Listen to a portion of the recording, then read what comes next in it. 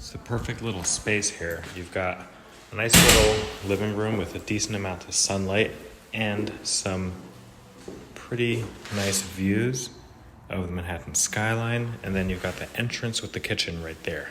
It's a cute little kitchen. They could have done with a dishwasher. You're gonna put a table here because there isn't really anywhere else to put it, but it's a shame because it's right by the main entrance. So you're gonna walk in and there's gonna be a little dining table right there. This split unit is by the kitchen. I feel it could have gone up on that wall and kind of cooled off the entire room that way. But the room isn't too big, so it won't matter too much. Over here, you're putting a little living room area. You can do an L-shaped couch with a TV up on the wall, but then when you walk by, you're gonna block the TV. The other option is to put the TV right there and then have the couch kind of over here, or maybe L-shaped, so it's a little extra space with a little coffee table right here. Here's bedroom number 1, the better of the two. It's got a closet right there and a little balcony.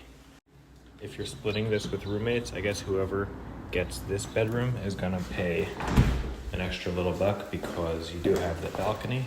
Bedroom number 2 is similar size with a closet as well. Great windows. Nice bathroom, deep tub, and another closet.